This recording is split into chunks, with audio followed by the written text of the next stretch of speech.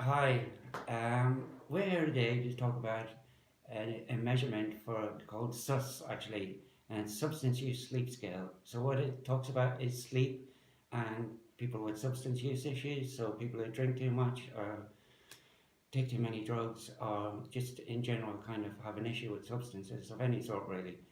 I think the idea behind the project was that people spend so much time asleep, so like that's one third of our lives actually, so it's quite a big deal.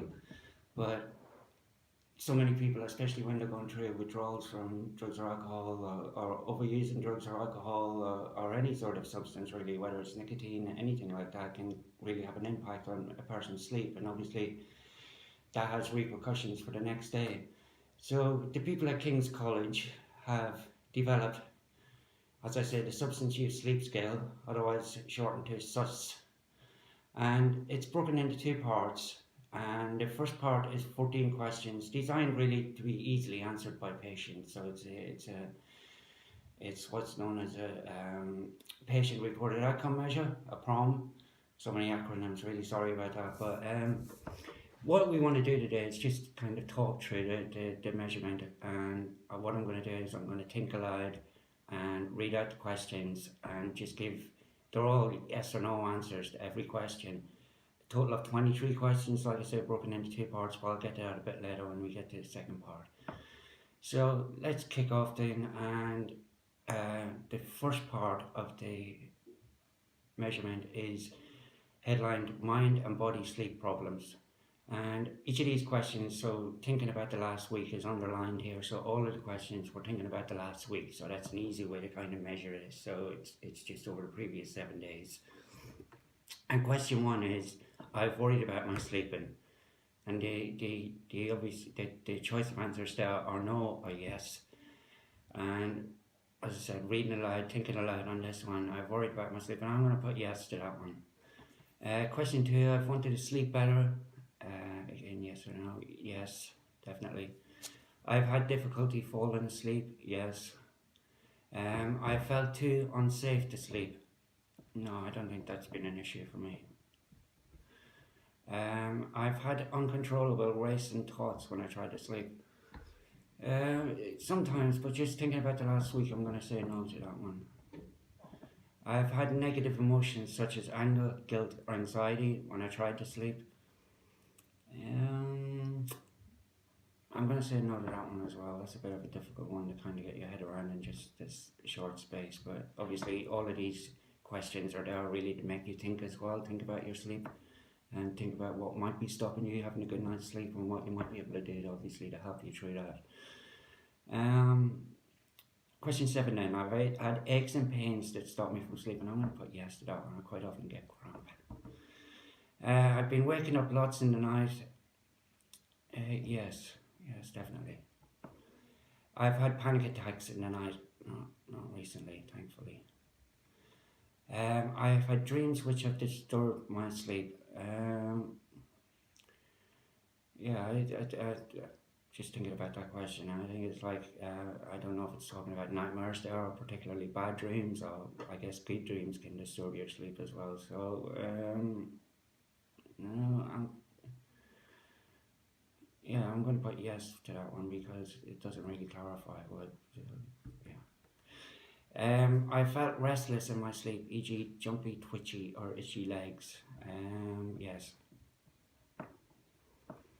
I've woken up feeling confused or disorientated. No to that one actually. I've woken up tired most mornings. Yes, I think everybody does too. Maybe, I don't know. But last question in this section. So it's question 14, and I've been too tired to think clearly or to do things during the day. I'm gonna put yes to that one. Okay, that's the end of section one. Mind and body sleep problems. Thinking about the last week. And so we move on to section two now, and this particularly to do with substance use. So we're talking now about issues related to a person's substance use, whether it's problematic or it's not problematic, or just like whatever, there's some sort of substance use involved in a person's life and it's affecting their sleep really. So question 15, and moving on, is I've drunk alcohol to help me sleep. I'm going to put no to that one. So definitely talking about the last week here. So I've taken street drugs to help me sleep. No to that one. I've woken up in the night and drunk alcohol. No. I've woken up in the night and used street drugs. No. I've woken up in the night and smoked tobacco. No. I've vomited in my sleep. Question 20. No. I've woken up with a hangover or drunk. No. I've woken up withdrawn. So what that means is withdrawn from your drug of choice, I guess. So whether it be heroin or alcohol or whatever else, you kind of has a real effect on your sleep, and you can wake up in quite an anxious state and many bodily reactions to the lack of the substance in your body. So it can be quite a nightmarish way to wake up. But I haven't thankfully woken up withdrawn in the last week. And the last question, question 23, I've needed alcohol or drugs to get out of bed. The answer to that one is no as well.